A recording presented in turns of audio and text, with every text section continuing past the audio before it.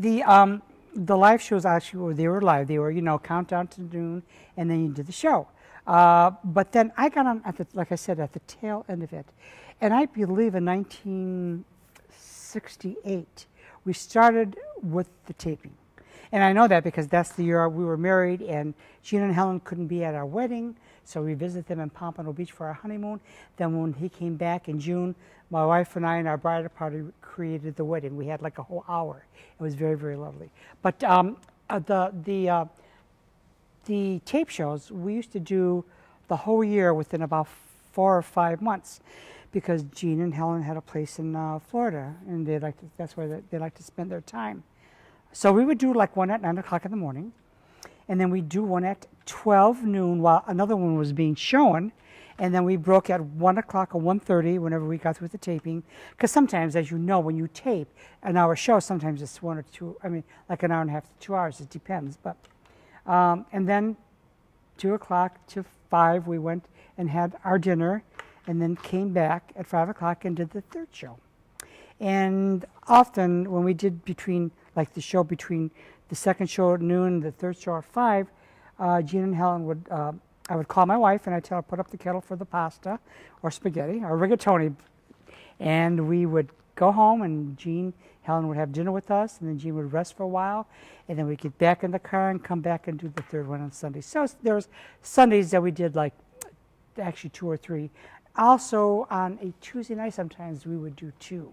So, and that's what it was, because we only wanted to do it about maybe 5 months, and it worked out well. Friday night at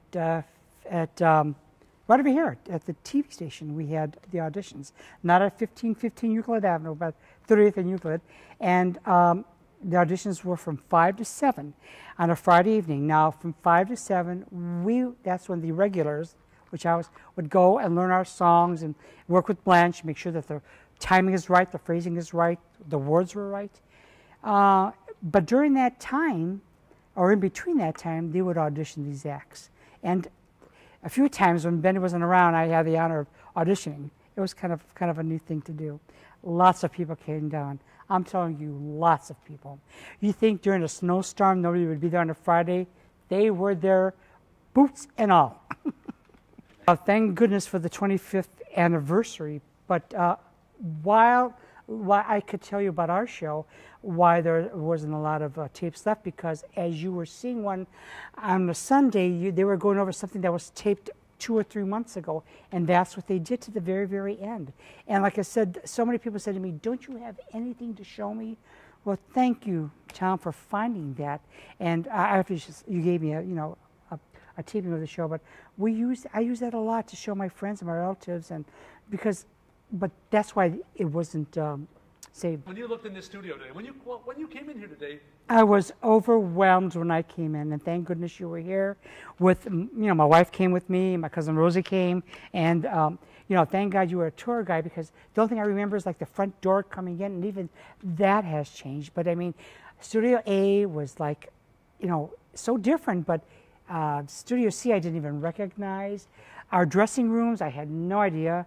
You gave a beautiful tour, and I'm wowed by the whole thing. When you walked in, but there were places that you remembered things here. I did.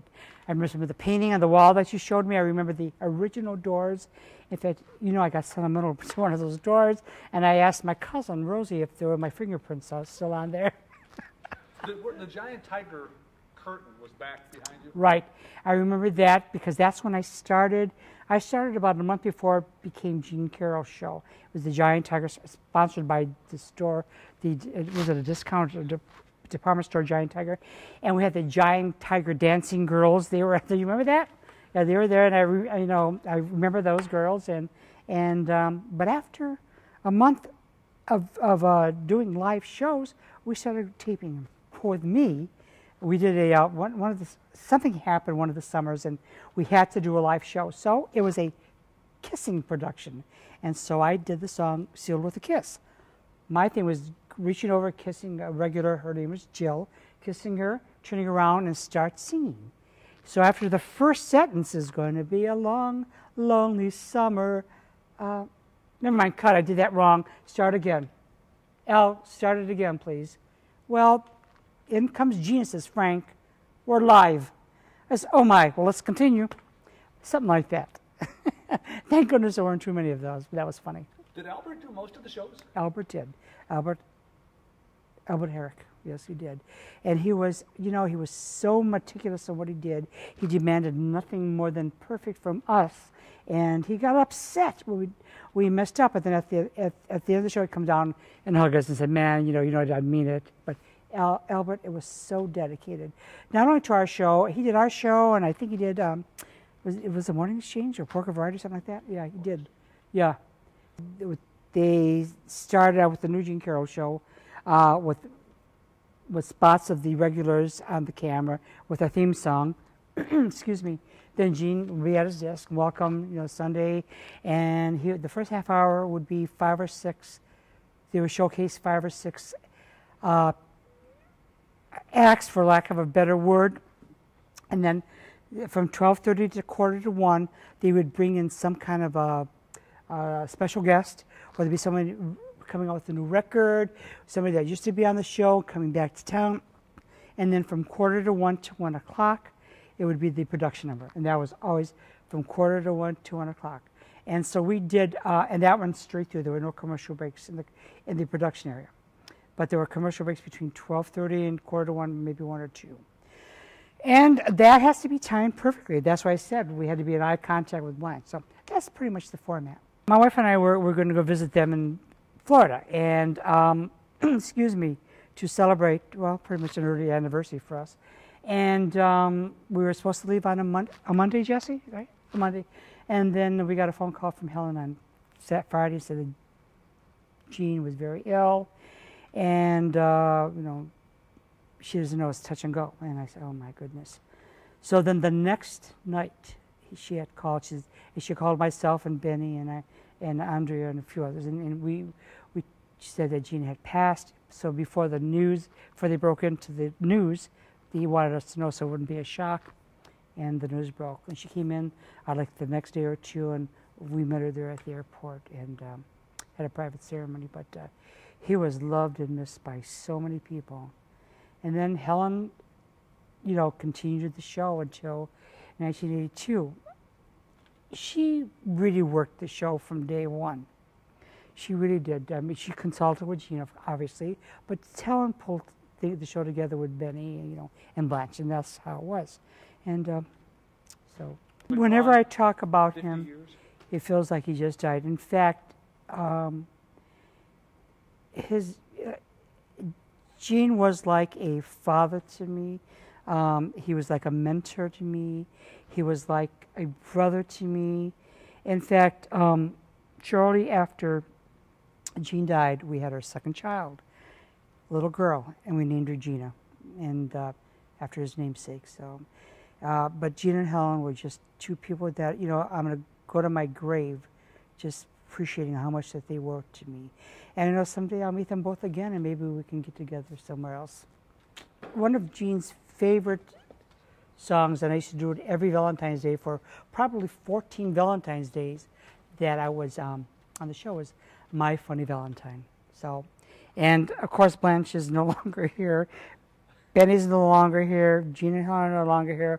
Merle Katz, I don't know what Merle Katz is, the drummer. Merle Katz was the drummer of the show. We worked with Merle, I think he was there almost my whole tenure here. He was the drummer. You don't know about him? I've never heard of Merle. Oh yeah, Merle Katz, and he was the drummer. Anyway, 14 years I did My Funny Valentine. So you want to do a little bit? Can you do a little bit? I'm going to try. Is this almost like overwhelming that you're back in the studio? Yes, and you're it gonna is. Sing again? All right, I'm going to try. All right. I have to get my pitch. If you want to do it to the camera, go Yes. ahead. My funny Valentine, sweet comic Valentine, you make me smile with my heart. Your looks are laughable, unphotographable, yet you're my favorite work of art. Is your figure less than Greek? Is your mouth a little weak? And when you open it to speak, are you smart, smart? But don't change one hair for me, not if you care for me. Stay, funny Valentine, stay.